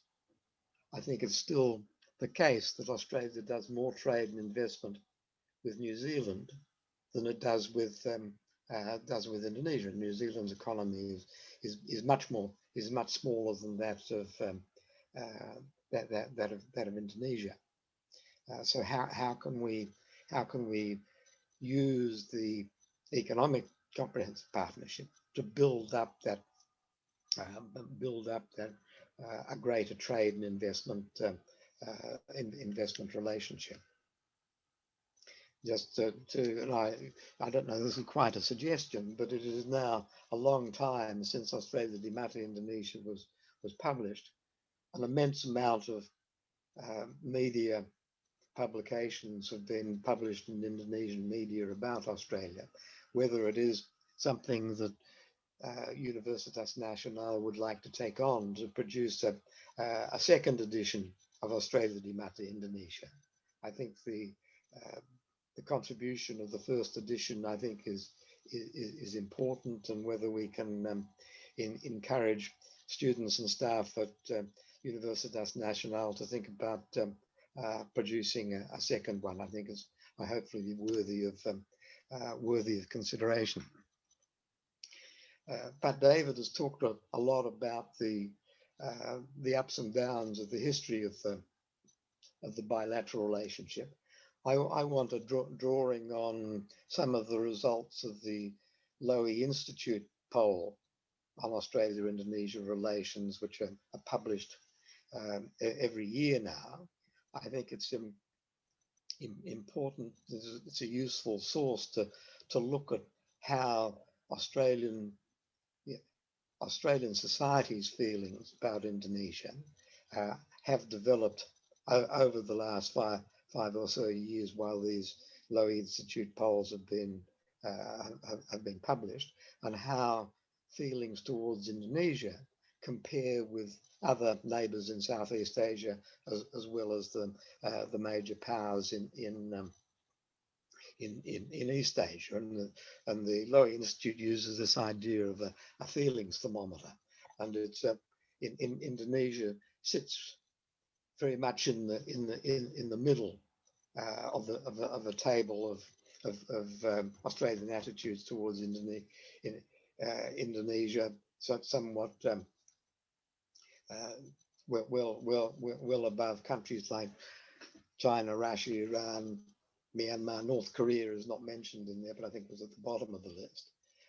But somewhat below Australian feelings towards other ASEAN members, Papua New Guinea and South Korea. And I think somehow Australian popular attitudes towards Indonesia conjure up a mixture of ignorance. So colleagues like David Reeve and myself clearly have spent an academic career teaching about Indonesia at Australian universities, haven't been doing necessarily a particularly good job, as the degree of ignorance in the broader society about Indonesia is clearly widespread, which I think the Lowy Institute polls showing that a significant portion of Australian society do not consider that Indonesia is a democracy, and the attitudes of ambivalence that have gone with that, and that is simply a table sort of situating Indonesia as number 4 on that list on the feelings thermometer. And I think from time to time the Lowy Institute also produces data from surveys of Indonesian public opinion about Australia, which I hope Universitas Nasional will be able to use as a data source in its analysis of people-to-people relations with attitudes with Australia. And that again is another graphic from the Lowy Institute poll, showing that the proportion of Australians who consider Indonesia friendly is still significantly greater than those who think of it as unfriendly. but I think the Lowy data continues to remind us that there is a great deal to be done to improve both knowledge in the broader Indonesian and Australian societies, as well as attitudes towards. But I think one of the most important aspects of any studies of the bilateral relationship is how popular opinion interacts with and influences government policy.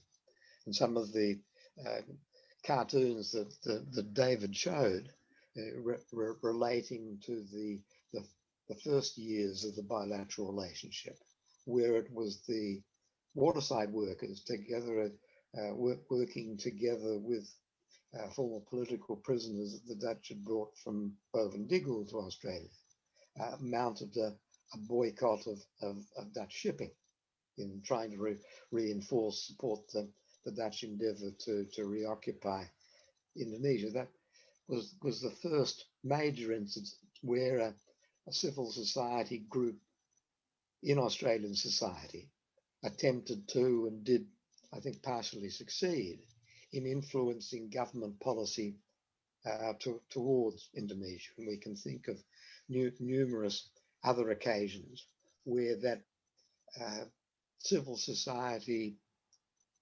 people's involvement and interest in policy towards Indonesia has been a significant influence on the government's conduct of foreign policy towards Indonesia. So it's sometimes we think about two categories of the bilateral relationship of government to government and people to people. But I'm suggesting that we need to see how these two ways of interaction between Indonesia and Australia do themselves influence each other, and that I think is going on today. And I just like, my second last comment is to draw your attention to the Defence Strategic Update published in July of last year, and not a formal, fully developed defence white paper. The 2016 is still the current version, but the government was prompted to release an update because of the very significant strategic realignment that was going on, with growing tensions between the United States and China, particularly in the East Asian, Southeast Asian region, and where this rethinking of Australian strategic outlook on the region, including Indonesia, what were the implications for Australia's strategic relationship with Indonesia. Looking through that paper, Indonesia was only specifically mentioned once in that paper, and yet the broader thrust of the document was to prioritise engagement and defence relationship with our partners, particularly in Australia's immediate region in Southeast Asia, and more broadly in East Asia. So we're left with the challenge to see what were although Indonesia was barely mentioned in that update paper, what are the implications of the general strategic framework as developed in that paper for relations with Indonesia. And just finally, I'm going to briefly raise, again resorting to cartoons, to some of the major issues that came out of a recent survey conducted by the ABC entitled Australia Talking.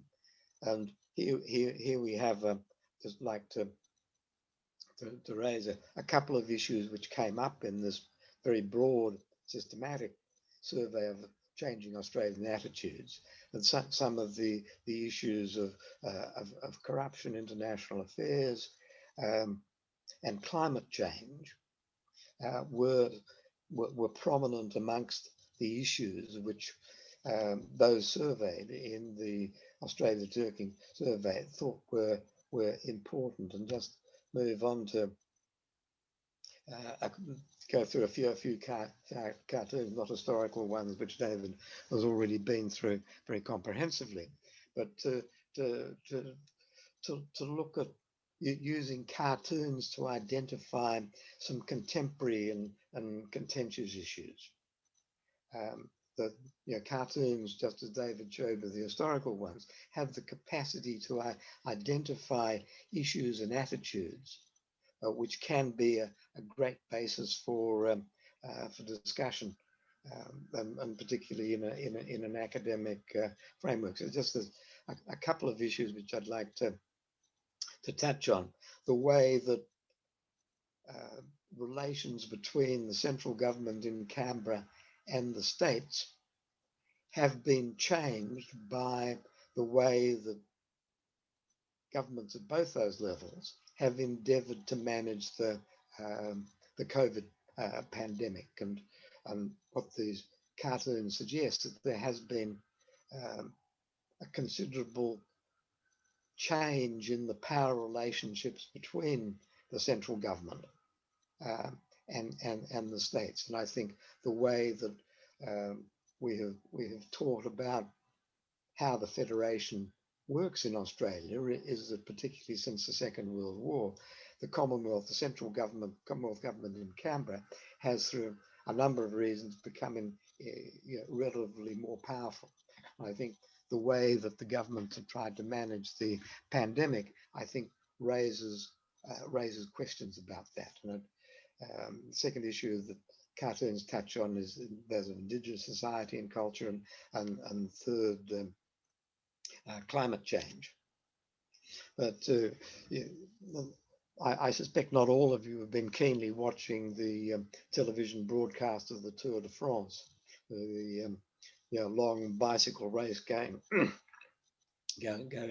through most of France. And here we have on the left-hand side the figure of Prime Minister Scott Morrison about to be run over by the leaders of the states, which conjures up the image about just how effective the leaders, the premiers, the leaders of the state governments have been in sometimes dominating the Commonwealth government's ability to manage the pandemic. And this is another cartoon suggesting the same thing, is that with Morrison saying that we've turned the curve and we're about to get out of it, but he's just about to be subverted and undermined by three of the state premiers. So that this how this evolves over the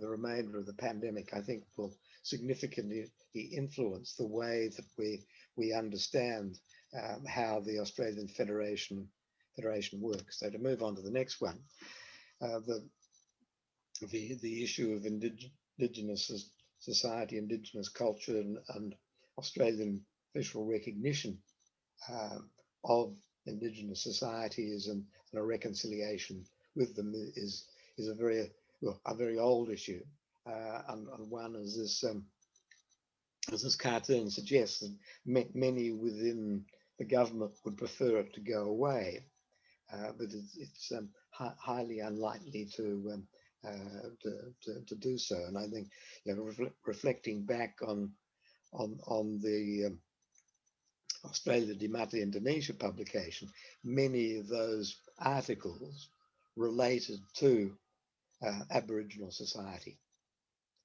So I think a newer version of that publication, I'm sure, would show the same concern and same interest by Indonesian writers about Australia. And just finally, the last cartoon can't escape climate change.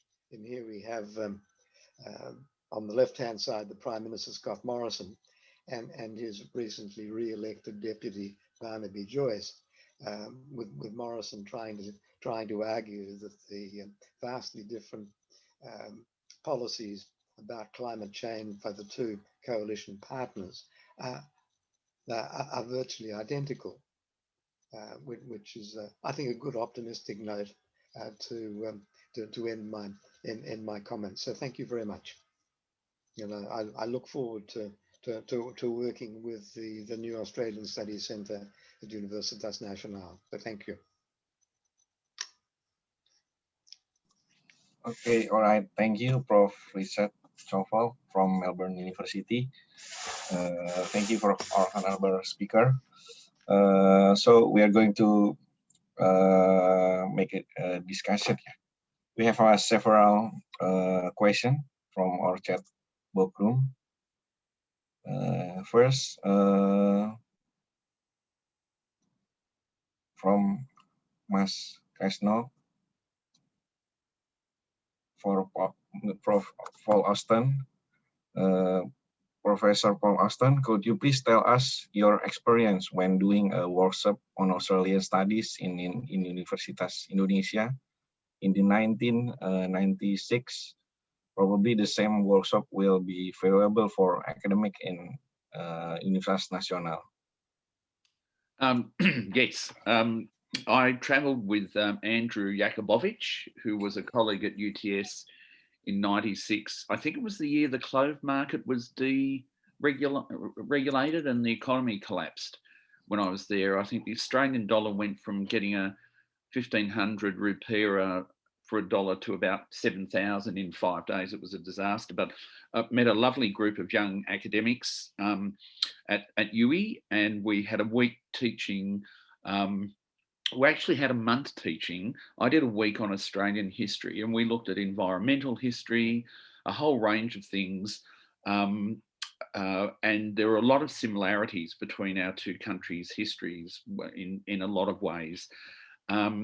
We had other academics coming up, and as both the other professors have said, from different disciplines. We had a journalist come up for a week, a political economist, I can't remember who else, but it was a month-long program, and we developed a graduate certificate around that, and I think it was issued through the University of Technology in Sydney. But it was a wonderful program, and it was a great way to get to know colleagues and to exchange. Kresno and I became quite good friends after all of that. Yeah, so it's actually a really good idea. And with COVID and Zooming, it's probably going to be a lot easier and cheaper to do something like that if people are interested than it was then when we had to fly in and find accommodation and that sort of thing. Does that sort of answer your question?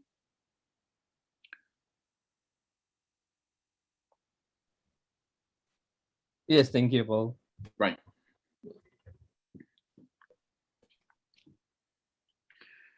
Thank you, Prof. Paul Ashton.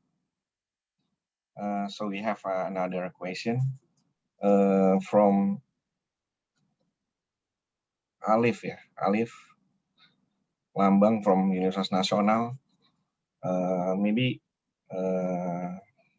to all the speaker, Alif said that apart from terrorism cases that occur around the world, can Australia guarantee security and comfort for students who study in Australia?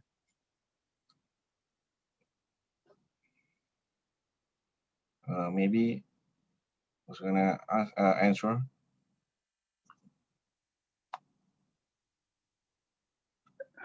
I can have a no, David, after you.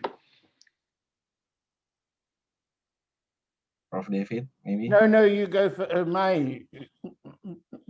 you go first, but I'll just quickly say, yes, I think most students in Australia are pretty safe. What there isn't enough of from the Australian side is facilitating interaction between foreign students and locals. I wish there was much more of that. You go on. I'd agree completely with that. It's that social interactions. I know at UTS, a lot of international students come together in meeting places on campus because there isn't a lot of interaction with other Australian students. But in general, campuses are safe in terms of health. The universities, I must say, were a little bit slow in responding to COVID. I thought it was a bit of a no-brainer when everything hit the fan that you just, you know, UTS has 35,000 students and 3,000 staff, and I thought it would have been a good idea to just close down, but it took them about 6 weeks to make that decision based on economics, basically. But no, I think that the country's campuses are safe. Except for David's comments, which are very pertinent. Yes, I think that David's comments about the lack of interaction, I think, has been it's a long-standing issue. That I did some interviews of Australia Award students who, during their studies in Australia, this was what, 7 or 8 years ago, and I think one of the most common comments was that in many of the subjects, particularly in economics and engineering and IT, the majority of students in those classes were also international students. So that the possibility of mixing with local students was thereby limited. And I'm not sure that there are any easy answers to that, but I think individual universities, I think, can do much more in trying to encourage international local student interaction and break down some of those barriers created by subject choice and course choice. Mm-hmm. Again, there could be the possibility of thinking about setting up a network of Indonesian international students that could be digital in the first instance, but could then look possibly at arranging social things or online, whatever. That might be another. Yeah, well, the Indonesian Student Society at Melbourne, in normal, pre-COVID times, was organising seminar discussion on every couple of weeks, every month, which was open to all students, depending on student composition, as often in English as in Indonesian.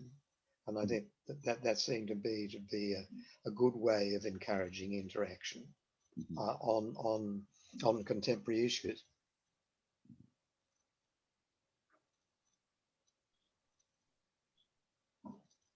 Could I say something? Yes, of course. Australia, now since pre-COVID and hopefully after it, Australian students to study in a number of universities in Indonesia, 7 or 8 different universities. And one of the reasons for the success of that program is organising a buddy system, pendamping. Every Australian student gets a pendamping for the first 2 weeks. Some of them like their pendamping and stay on as friends. Some of them doesn't work, but that's okay. At least they get one. I would think that there would be quite a room in Australian universities to organise a pendamping or buddy for overseas students. The Indonesian universities, we just ask students if they'd like to take part. And there are more Indonesian students who offer to take part than we have students to match them with. Schemes like that, I don't think it would be done by governments, but individual universities could relatively easily and at low cost organise such schemes. Thank you.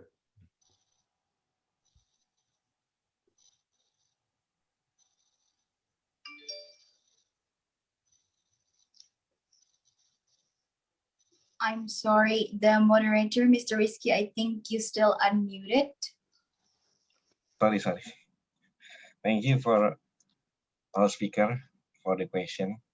We have another question from the participant. Is it from Meita Hasa Eka Wulandari from Universitas Nasional? So Meita asks, we have seen the past relationship, the turbulence, the dynamic, also the growth of the relationship to the business-based strategic partnership, such as AA, CEPA, Indonesia, and Australia seems to get along well with each other. And as a student, Meita asked more about the other important field, which is education. We know that the thousand of Indonesians were graduate from and are currently studying in Australia. To all the honorable speaker, do you think there will be an opportunity for Australia and Indonesia to build a strategic partnership in educational field too? This is the question from Amalia, Meita. Thank you.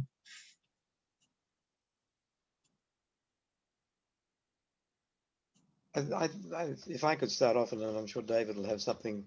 David and Paul will have their own ideas. But over the last, now I think 6 years, University of Melbourne and FISIPUI have been running a Master of International Relations subject on Indonesian foreign policy and politics, which has involved a couple of lectures from Melbourne teaching at Depok on a University of Melbourne curriculum, with half the students from Melbourne and half the students from FISIP, and that we've found has worked very well in encouraging interaction and dumping between the Melbourne and University of Indonesia students, which has worked very, very effectively.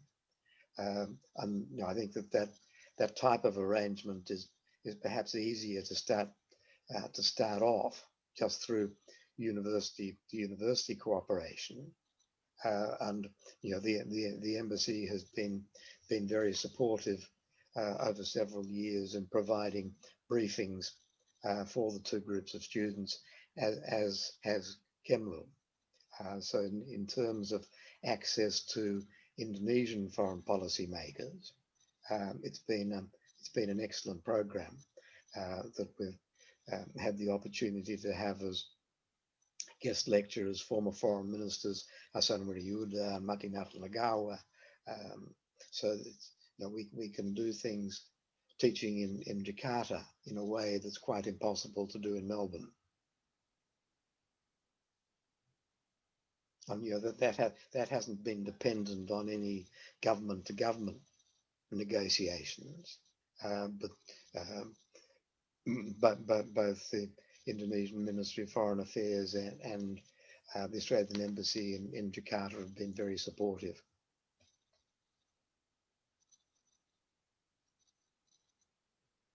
Thank you, Prof. David, please. Yes, these things are easiest to start university to university. That's certainly true. One or two enthusiastic persons in a enthusiastic person in a university in Indonesia and one in Australia is all that's needed to get something worthwhile going. If you don't have one enthusiastic person on each side, it won't work. But you only need two people to get good programs going. But at the same time, programs like this remain small and small numbers. What we need are bigger numbers. And embassies help, but basically I think there needs to be more help from governments.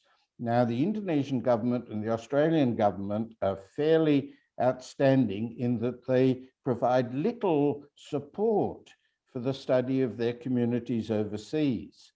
The French have the Alliance Française, the Goethe Institute, the Erasmus House for European countries, the Japan Foundation, but Australia and Indonesia are both latecomers in the idea of supporting their cultures overseas. Indonesia tends to send dancers. Well, dancers are okay, but once you've seen the dance, it's over. There are some initiatives here and there, but really there needs to be a bit more government help, just a couple of millions, small amounts of dollars from either side for Indonesian government to support Indonesian studies in Australia, and for the Australian government to go back to what it did in the 1980s well, of putting some money into Australian studies in Indonesia. Small initiatives are terrific. Ground up is great, but ground up initiatives rarely involve large numbers. If we want large numbers, there needs to be some attention from government. I'm really surprised that the Indonesian government and the Australian government don't think it's worth supporting the studies of their own countries overseas. You know, I think that there is the possibility, and in the framework of the Australia Awards, so leaving aside the formal MA and PhD scholarship programs, that there are short programs which I think could be adapted to encourage cooperation between Australian and Indonesian universities in the area of Australian studies, and as you say, with not involving huge amounts of money. Agreed. A little bit of money would go a long way. Yeah, exactly. And a couple of years ago, I did some interviewing on what was then called twin site scholarship program. So the students would spend a year doing an MA first year in Indonesia and then at an Australian university. So I think an adaptation of that type of schema might be possible. Absolutely agree.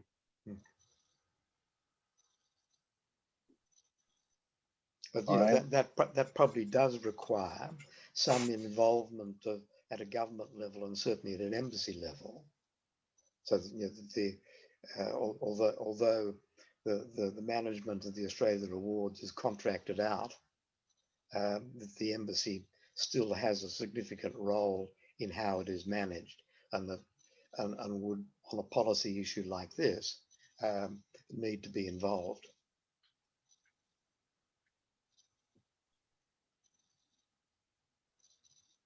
Next question. Okay, thank you for our speaker. Because we're running out of the times, Prof. David Reeve, Ashton, and Prof. Richard Salvo.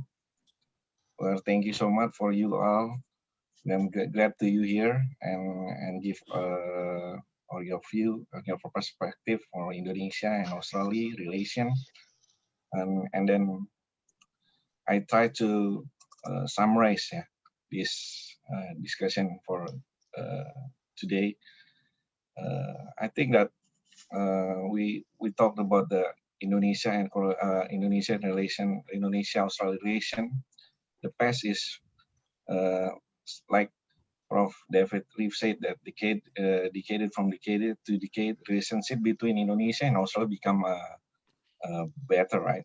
We have a long history, we have a long story between these two countries, and the current issue also, Indonesia needs Australia and Australia also needs Indonesia as a geopolitical and geostrategic relationship or cooperation with. We can say that trade, agriculture, energy, education is very significant in the process of the future. Indonesia has strategic partnership, comprehensive with Australia. One of the important things from the partnership is to connecting people to people, not also G2G or government to government. And then we know in the future that we see these two countries that Indonesia is an asset for Australia and also Australia too. Australia believe that Indonesia become richer, powerful in the next 15 years ahead. In terms of, I believe that the cooperation and relationship from the Indonesia and Australia become better. I think that's all from me. We discuss and we meet again in the grand launching, CFAS. Well, thank you for joining with us. It's been great pleasure to us. Thank you very much. See you in the next event. Maybe Kezia, thank you. We give to Kezia as a MC. Thank you so much for moderating our session, Mr. Rizki Marman. Give applause to Mr. Rizki Marman for moderating our event today. Once again, on behalf of the committee, we want to thank you for all of honorable guests, speaker, and the participant, ladies and gentlemen who participate in the study, webinar and soft launching Center for Australia Study, National University, Jakarta, Indonesia. We really appreciated your presence today with us. We are committed on service today. Thank you and apologizing. There are lags during the event. Before that, we are going to have some take a picture with all of the media team. Is that ready for screenshot? Please, everyone, turning on your camera while we are screenshot our Zoom.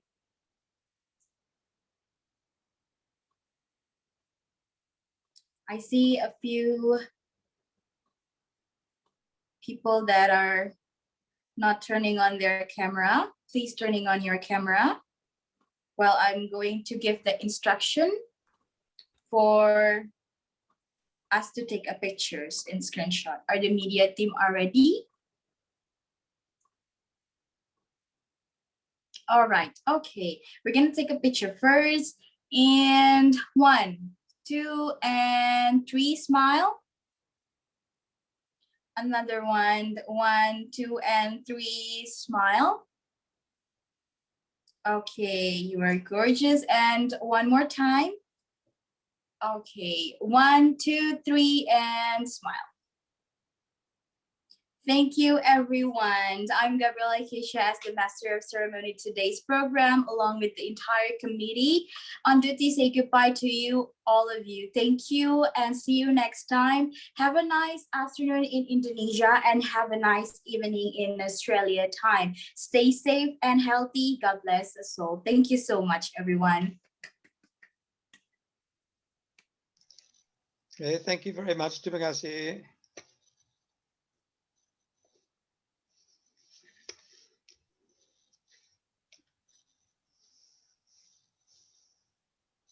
Yes, thanks everyone, and particularly to Richard and David. It was wonderful having you guys with so much experience and knowledge. And I think your idea about that edited collection is great.